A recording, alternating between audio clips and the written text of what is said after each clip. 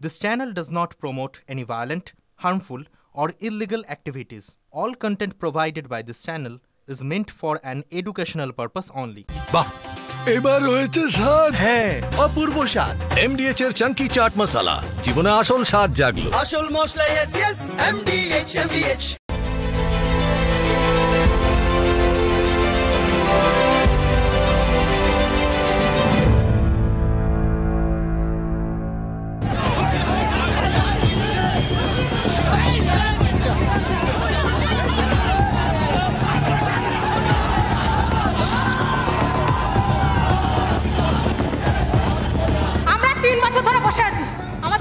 Notice দেয়নি।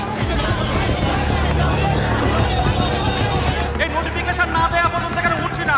পাশের দেশের কথা আপনারা কিন্তু জানেন।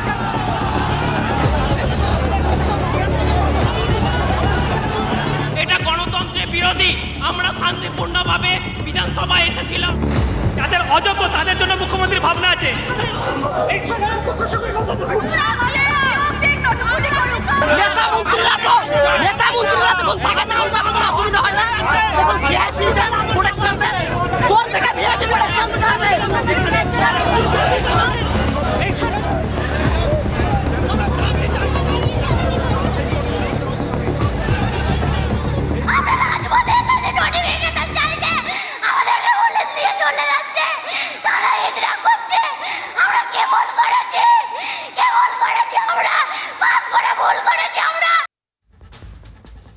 একেবারে শেষের কথাটা শুনলেন, ওরা কি বলছিলেন?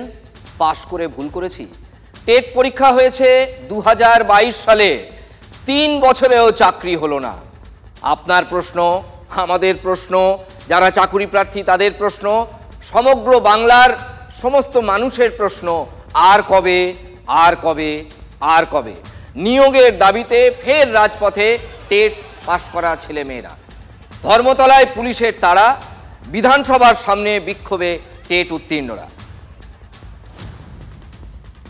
দেখুন, 3 বছর সময়টা বড় কম নয়। 3 বছর, এই উত্তরাধুনিক যুগে 3 বছর সময়টা অনেক। তারপরও শুধুই অপেক্ষা। পথের খোঁজে পথেই নামলেন হবু শিক্ষকরা। আগেও নেমেছেন, বহুবার নেমেছেন। ফেসবুকে কিছুদিন ধরেই প্রচার চলছিল যে আমরা 11 তারিখ নামবো। ঠিক তাই হলো। নিয়োগ চাই, পাশ করে কি ভুল করেছি? হবু শিক্ষকদের বিক্ষোভে বারবার গর্জন এবং আর্তনাদ শুনল কলকাতার রাজপথ।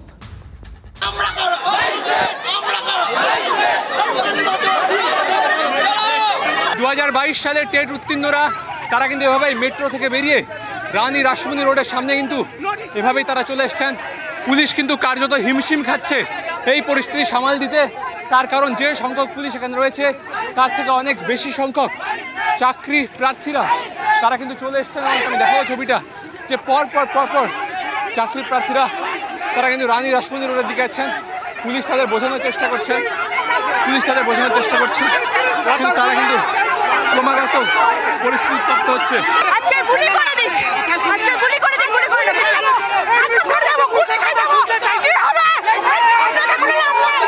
একেবারে পুলিশের উপরে চড়া হয়ে দৌড় লাগিয়েছেন চাকরি প্রার্থীরা। 2022 টেট উত্তীর্ণরা দৌড় লাগিয়েছেন এবং এই মুহূর্তে কলকাতার রাজপথে আবারও 2022-এর টেট উত্তীর্ণরা কিন্তু সত্য, যাতে মুখ্যমন্ত্রী, আমাদের মাননীয় মুখ্যমন্ত্রী যাতে আমাদের নিয়োগটা দেন, আমাদের এই আশ্বাসটুকু দিলে আমরা অনেকটা এই জ্বালার থেকে মুক্তি পেতে পারি, এই বঞ্চনা থেকে মুক্তি পেতে পারি। স্যার, পশ্চিমবঙ্গে সব থেকে স্বচ্ছ টেট 22 টেট, সেই টেটকে কেন বসিয়ে রাখা হচ্ছে? পুলিশ পিছনে ছুটছে, পুলিশ পিছনে ছুটছে। কোনোভাবে পুলিশ কিন্তু পরিস্থিতি নিয়ন্ত্রণে আনতে পারছে না। আমাদের 50,000 নিয়োগ চাই, 50,000 শূন্যপদে নিয়োগ চাই। 22 আমরা প্রাথমিক টেট। আবার দৌড়। তারা চলে এসে কিন্তু বিধানসভার সামনে তারা এই মুহূর্তে বিক্ষোভ প্রদর্শন করছে। না নিয়োগ, এই নোটিফিকেশন না দেওয়া পর্যন্ত কেন উঠছি না? পুলিশ কিন্তু আমাদের সাথে খারাপ ব্যবহার করছে। মাননীয় মুখ্যমন্ত্রী যেন আমাদের সাথে এসে দেখা করুন। আমরা প্রচুর ক্ষুধার্ত। আমরা 5 বছর পরে টেট দিয়েছি, তারপরে টেট পাস করে আরো 3 বছর আমরা বসে আছি। এই জীবনে কোনো মানে হয় না। আজকে পুলিশ মন্ত্রী গুলি করে দিক, আজকে এই জীবন রক্ষা কর। 5.5 বছর ধরে ওয়েট করে আছে একটা ইন্টারভিউ নোটিফিকেশনের জন্য। পুলিশ কিন্তু জোরপূর্বক পুলিশ ধরপাকড় করতে এসেছে এবং চাকরি প্রার্থীরা তারা কিন্তু কার্যত পুলিশের সঙ্গে খণ্ডযুদ্ধে হাত পা মিলিয়েছেন। কেন যাবো আমরা? 3 বছর ধরে দাঁড়িয়ে আছি, দেন, কেন যাবো কেন আমরা? আমরা 5 বছর ধরে বঞ্চিত, আমাদের স্বচ্ছ ইন্টারভিউ নোটিশ চাই। বলবো আমরা উঠবো না, আমাদের সহযোদ্ধাদের ছাড়তে হবে, আমাদের দাবি মানতে হবে। আবার 2022 সালে টেট হয়, পুলিশের পা ধরে নিচ্ছেন, পুলিশের পা ধরে কিন্তু তারা বলছেন যে নিয়োগ দিতে হবে। পুলিশের পা ধরে নিয়োগের দাবি। হবু শিক্ষকরা উত্তাল পরিস্থিতি বিধানসভার গেটের সামনে, পুলিশ বোঝানোর চেষ্টা করছে কিন্তু তারা পুলিশের পা ধরে কান্নায় ভেঙে পড়ছেন। হবু শিক্ষকরা পর ছবিটা আজকে আমাদের স্কুল আজকে পুলিশের এই সরকার আমাদের ধরে নিয়ে যাচ্ছে, যেখানে পুলিশের চাকরি দেওয়ার কথা। দেখুন, আজকে শুরুটা হয়েছিল এসপ্ল্যানেড মেট্রো স্টেশনের কাছে, তারপর পুলিশের বাধা টপকে সোজা বিধানসভার কাছাকাছি পৌঁছে যান তারা। রাস্তায় শুয়েই চলেছে প্রতিবাদ। প্রশ্ন একটাই, 2022 টেট উত্তীর্ণদের নিয়োগ কবে হবে? 2022 সালে আমরা যোগ্য, আমাদের কাছে ওএমআর আছে। যাদের অযোগ্য তাদের জন্য মুখ্যমন্ত্রীর ভাবনা আছে। যারা বেচারা টিচারিতে কাজ করেও আজকে অযোগ্য প্রমাণিত হয়েছে, হয়তো টিচার তারা হতে পারবেন না কোর্টের নির্দেশ অনুযায়ী, কিন্তু তারা যাতে গ্রুপ সিতে পায় বা সেই রকম পর্যায়ে সেটা দিতে পারি কিনা আমরা, তাদের জন্য উনি সিডি পদে চাকরি দিবেন, কিন্তু আমরা পশ্চিমবঙ্গের ইতিহাসে প্রথম স্বচ্ছ 22 স্টেট, আমাদের জন্য কোনো নিয়োগ নেই। কোর্টের রায়ে যেগুলো বন্ধ হয়ে গেছিল, পরীক্ষা নেওয়া শুরু হয়েছে, গ্রুপ সি গ্রুপ ডিরও নোটিফিকেশন হয়েছে, বাদবাকিও যেটা আছে আইনের বিশেষজ্ঞ যারা আছে তারা পরামর্শ নিচ্ছেন। আমরা চাইছি ওদের জন্য আমাদের সরকার, আমাদের মাননীয় মুখ্যমন্ত্রী সব রকম সুযোগ সুবিধা রেখেছেন যেন ওরা চাকরিটা ফিরে পায়। কিন্তু আমাদের নিয়ে কোনো ভূক্ষেপ নেই ওনার। এত ভাতা, শ্রমশ্রী ভাতা, কন্যাশ্রী ভাতা, রূপশ্রী সব কিছু চালু করছে, কিন্তু চলুক সেগুলো, তারপরেও আমাদেরকে নিয়ে একটু সরকার ভাবছে না।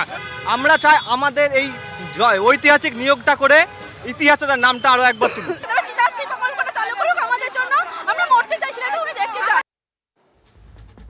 শুধু যে এদের ভবিষ্যৎ অন্ধকারে তাই নয়, দেখুন কোনোদিন ঠোঁটকাটা আমি, কোনোদিন না বললেই নয় আমাদের ম্যানেজিং এডিটর, ধারাবাহিকভাবে আপনাদের দেখিয়েছি যে গ্রাম বাংলায় যারা বাংলা করে এত চেঁচাচ্ছেন, সেই বাংলা প্রাথমিক স্কুলগুলোকে বাঁচানোর কতটা উদ্যোগ তাদের আছে। বহু ক্ষেত্রে আমরা দেখেছি স্কুলে পরিকাঠামো নেই, মাস্টারমশাই নেই, দিদিমণি নেই, ছেলেমেয়েগুলোর বিশেষ করে প্রান্তিক ছেলেমেয়েদের ভবিষ্যৎ একেবারে অন্ধকার হয়ে যাচ্ছে। তারা তো কলকাতায় এসে ভর্তি করতে পারবেন না বাবার ট্যাকের জন্যে, অভিভাবকদের ট্যাকের জন্যে। ফলে প্রশ্ন হচ্ছে, আমরা যখন এই ছবি আজকে দেখাচ্ছি, প্যারালালি মনে করিয়ে দিই আপনাদের যে ওই স্কুলগুলোতে শিক্ষক যদি দেওয়া যায় তাহলে কিন্তু ওই বাচ্চাগুলোর ভবিষ্যৎ বেঁচে যাবে, ভাবি প্রজন্মের ভবিষ্যৎ বেঁচে যাবে। শিক্ষা যদি চলে যায় তাহলে বাংলাটাই অন্ধকারে নিমজ্জিত হয়ে যাবে, কারণ শিক্ষা আর ক্যারেক্টার এই দুটোই হচ্ছে সব থেকে বড় সম্পদ মানুষের। সেই জন্যেই এই নিয়োগ প্রয়োজন, তাই এত যত্ন ভরে আজকে এই নিয়োগের দাবি আমরা দেখাচ্ছি। সোজা সাপটা প্রশ্ন, নিয়োগটা হবে কবে? 3 বছর হয়ে গেছে, রাজপথে দাঁড়িয়েই চোখা প্রশ্ন টেট উত্তীর্ণদের। আর সরকার, শিক্ষামন্ত্রী আজকে কি জবাব দিয়েছেন একবার শুনুন। রীতিমতো পুলিশ কর্মীরা যারা রয়েছেন, একেবারে ডিসি সেন্ট্রাল থেকে শুরু করে একাধিক অ্যাসিস্ট্যান্ট কমিশনার পদমর্যাদার অফিসাররা রয়েছেন, তাদের নির্দেশে তাদেরকে টেনে হিচড়ে সবাইকে কিন্তু প্রিজন ভ্যানে তুলে দেওয়া হচ্ছে, অর্থাৎ আটক করা হচ্ছে। ইতিমধ্যেই কিন্তু বহু চাকরি প্রার্থী তাদেরকে আটক করা হয়েছে। অর্থহীন, মানে এটার কোনো মানে নেই। যেখানে পর্ষদ সভাপতি কিছুদিন আগে বলেছেন আমরা খুব শিগগিরই যেখানে ভ্যাকেন্সি লিস্ট পর্ষদ ঘোষণা করতে যাচ্ছে। দেখো, আবারও কিন্তু ধরপাকড় শুরু হয়েছে, কারণ বারবার পুলিশের তরফ থেকে এই এলাকা ছেড়ে দেওয়ার জন্য বলা হচ্ছিল। যখন এই এলাকা ছাড়তে নারাজ চাকরি প্রার্থীরা আন্দোলনকারী, তারপরে কিন্তু আবারও পুলিশ মরিয়া হয়ে রীতিমতো ধরপাকড় শুরু করেছেন। ওদের ওরা বিধানসভার গেটে গেছিল, খারাপ আচরণ করেছে, পুলিশ অত্যাচার করেছে, আমি নিন্দা করি এবং প্রতিবাদ করি। আর 1-2 দিনের মধ্যেই হয়তো এটা বেরোবে। এটা এর পেছনে কি উদ্দেশ্য আছে আমি জানি না, কিন্তু যেটা ওরা খাওয়ানোর চেষ্টা করছেন, আমি পর্ষদ সভাপতির কথাও বললাম, ভ্যাকেন্সি কোনো নির্দিষ্ট করে বলা হয়নি কত আছে। পর্ষদ সভাপতি আমাদের বলেছে 50,000 ভ্যাকেন্সি, সেটা আমাদের শুধু বুকে নিয়ে ঘুরে বেড়াতে হচ্ছে, আমরা বাস্তবে তার রূপ পাচ্ছি না। সব ডিপিএসসি যেখানে এখনো রিপোর্ট দেয়নি, সেখানে এই একটা 50,000 51,000 ভ্যাকেন্সি বলে খাইয়ে দেওয়া হচ্ছে, এইটার কোনো মানে নেই। 2215টা পশ্চিমবঙ্গে স্কুল এরকম আছে যেগুলোতে একজন শিক্ষক অথবা কোনো শিক্ষকই নেই। আমি বিধানসভায় থাকলে আমি ওদের সঙ্গ নিয়ে পুলিশকে প্রতিবাদ করি। ডিপিএসসি স্তরে, জেলা স্তরে ভ্যাকেন্সি নির্ণয়ের কাজ প্রায় শেষ, খুব শীঘ্র এটা নিয়ে নোটিফিকেশন হবে। এই ধরনের 2022-এর প্রাথমিকে যারা এই আন্দোলন করছেন, এই আন্দোলনে এখন আর কোনো যৌক্তিকতা আছে বলে আমার অন্তত মনে হচ্ছে না। অসুস্থ হয়ে পড়েছেন একজন চাকরি প্রার্থী, অসুস্থ হয়ে পড়েছেন। আমাদেরকে পুলিশ নিয়ে চলে যাচ্ছে, তারা হিজড়া করছে, আমরা কেবল করেছি আমরা, পাস করে ভুল করেছি আমরা। দুপুরে রাজপথে বিক্ষোভ, মূলত মধ্য কলকাতায়, যেটা হার্ট অফ দ্য সিটি, কলকাতার প্রাণকেন্দ্রে। আর সন্ধ্যেতেই শিক্ষামন্ত্রীর বাড়ির সামনে বিক্ষোভ টেট উত্তীর্ণদের, সেই ছবিও আপনাদের দেখাচ্ছি আমরা। নিয়োগের দাবিতে স্লোগান চাকুরি প্রার্থীদের। শিক্ষামন্ত্রীর সঙ্গে তারা আলোচনা করতে চান, তারা কথা বলতে চান 2022-এ যারা টেট পাস করে বসে আছেন। বিক্ষোভকারীদের এখানে যথারীতি আটকে দিয়েছে পুলিশ।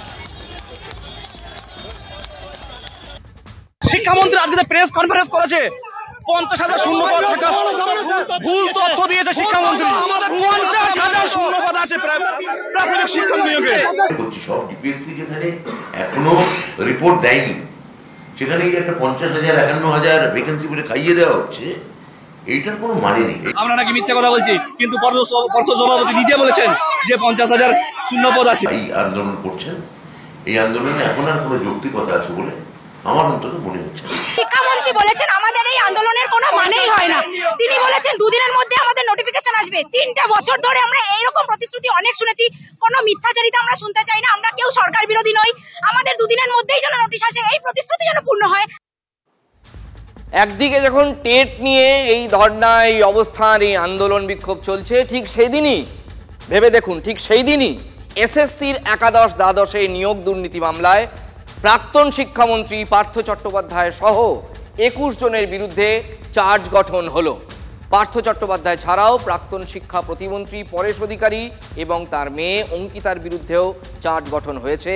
চার্জ গঠিত হয়েছে এসপি সিনহা, এরা সব শিক্ষাকর্তা ছিলেন। সুবীরেশ ভট্টাচার্য রিটায়ারমেন্টের কেউ ভার্জে ছিলেন, কেউ রিটায়ার করে ফেলেছিলেন প্রায়, আর কেউ রিটায়ার করছিলেন। সেই বয়সে এসে তারা কি কাণ্ড ঘটিয়েছেন দেখুন। সুবীরেশ ভট্টাচার্য, সমরজিৎ আচার্যদের বিরুদ্ধেও চার্জ গঠন হয়েছে। কল্যাণময় গঙ্গোপাধ্যায়, অশোক সাহা, পর্ণা বসুর বিরুদ্ধেও চার্জ গঠন করল আদালত। প্রতারণা, অপরাধমূলক ষড়যন্ত্র, নথি জাল সহ একাধিক ধারায় চার্জ গঠন করা হয়েছে। আদালতে ফের নিজেকে নির্দোষ এখনও পার্থ চট্টোপাধ্যায় বলছেন তিনি কিছু জানেন না, তিনি কিছু করেননি। সুবীরেশ কল্যাণের ঘাড়ে দায় ঠেলার চেষ্টা পার্থ। আপনি কল্যাণময় সুবীরেশ বাবুদের এই পদে বসিয়েছিলেন, পাল্টা যুক্তি পেশ করেছেন স্বয়ং বিচারক। দুর্নীতি দমন আইনের 7 নম্বর ধারায় অভিযোগ আনা হয়েছে, জানালেন বিচারক। মামলা থেকে অব্যাহতি চেয়ে পার্থ চট্টোপাধ্যায়ের আবেদন খারিজ করে দিয়েছেন বিচারক। এরপর শুরু হবে এই মামলায় বিচার প্রক্রিয়া।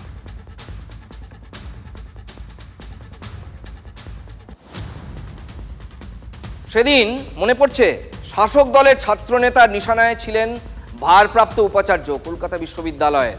বলতে পারেন এটা ছিল একটা প্রাতিষ্ঠানিক সংঘাত, কারণ সরকারও তাতে জড়িয়ে পড়েছিল ঘুরপথে। ভারপ্রাপ্ত উপাচার্যকে টিএমসিপি স্বশাসিত কলকাতা বিশ্ববিদ্যালয় বনাম শাসক দলের ছাত্র সংগঠনের প্রতিষ্ঠা দিবসেই কেন পরীক্ষা, এইটা ছিল ডিবেটটা, মূল বিতর্কের যেটা ইস্যু। এই জন্য একটা প্রেস্টিজ ফাইট। শেষ পর্যন্ত টিএমসিপির প্রতিষ্ঠা দিবসেই কলকাতা বিশ্ববিদ্যালয়ের পরীক্ষা করিয়ে দেখিয়েছিলেন ভারপ্রাপ্ত উপাচার্য শান্তা দত্ত, কিন্তু তার রেশটা রয়ে গিয়েছিল। এবার কি হলো? 5 বছরের জন্য টিএমসিপি নেতা অভিরূপ চক্রবর্তীকে সেন্সর করল কলকাতা বিশ্ববিদ্যালয়। ভারপ্রাপ্ত উপাচার্য শান্তা দত্তের বিরুদ্ধে কুরুচিকর মন্তব্যের অভিযোগ, রাক্ষসী বলেছিল এই ছাত্রনেতা। তৃণমূলের সাধারণ সম্পাদককে সেন্সর করল কলকাতা বিশ্ববিদ্যালয়।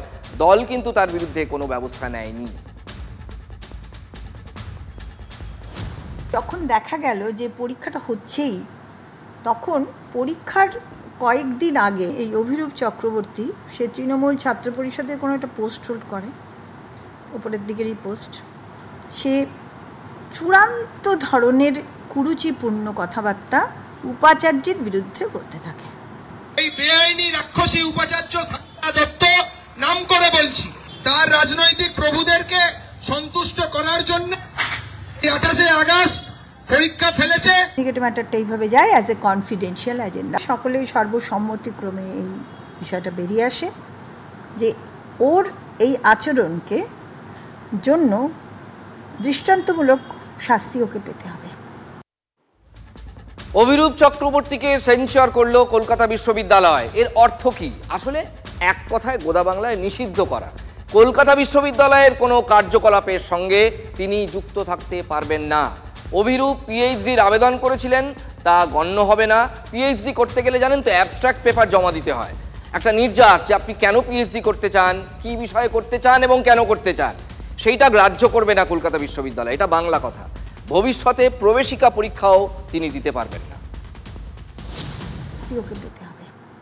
যেটা আগামী দিনের ছাত্রদের ছাত্র নেতাদের শিক্ষা দেবে যে এই ধরনের কাজ করা উচিত নয়। পুরোটাই প্রতিহিংসামূলক আচরণ। একজন বেআইনি উপাচার্য কেয়ারটেকার উপাচার্য থেকে এর থেকে বেশি আর কি এক্সপেক্ট করা যায়। এবং তার থেকে বড় কথা, 2023 সালে আমি পরীক্ষা দিয়েছিলাম রেটের হিউম্যান রাইটসে, সেই রেজাল্ট 2 বছর ধরে আটকে রেখে দিয়েছিল তার রাজনৈতিক প্রভুদেরকে খুশি করার জন্য। যদি দেখতাম যে পার্টি থেকে ওকে সমালোচনা করা হয়েছে, পার্টি থেকে ওকে কিছু একটা সাজা দেওয়া হয়েছে এই ধরনের কুমন্তব্যের জন্য, কোনো ধরনের সমালোচনাতে এলোই না, কোনো সেন্সার তাকে করা হলো না। উপরন্তু শিক্ষামন্ত্রীও আবার কোথায় কোথায় মিডিয়াতে যথেষ্ট আক্রমণাত্মক কথাবার্তা এবং যেগুলো ওনার মান এই জায়গায় নেমে যাবে আমি এটা ভাবতে পারি না, সে ধরনের কথাবার্তা উনিও বলেন। যেহেতু আমি তৃণমূল ছাত্র পরিষদ করি অ্যাক্টিভলি, সেই কারণে আমাকে আটকানোর জন্যই এটা 2 বছর ধরে রেজাল্ট আটকে রেখে দিয়েছিল এবং ফাইনালি বিদায় ঘন্টা ওনার বেড়ে গেছে সেটা বুঝতে পেরেছেন, তাই যাওয়ার আগে এটাকে একটা সেন্সার করে দিয়ে গেলেন। আমি অবশ্যই আইনের দ্বারস্থ হব। কালীগঞ্জ উপনির্বাচনে তৃণমূলের বিজয় মিছিল থেকে ছোড়া বোমায় মারা গিয়েছিল ছোট্ট তামান্না। 81 দিন পার হয়ে গেছে, এখনো অধরা বহু অভিযুক্ত, এখনো তার বাবা মা সুবিচার পাননি। কেন চার্জশিট জমা পড়েনি? প্রতিবাদে অবস্থান তামান্নার পরিবারে। পুলিশ সুপারের সঙ্গে দেখা করতে বাধা দেওয়ার অভিযোগ। প্রতিবাদে এসপি অফিসের সামনেই অবস্থান অনশন তামান্নার বাবা মায়ের। এখন ছোলা হোক বা বরবটি দানা, সাদা চানা হোক বা কালো, সব রান্নাই হবে অসাধারণ।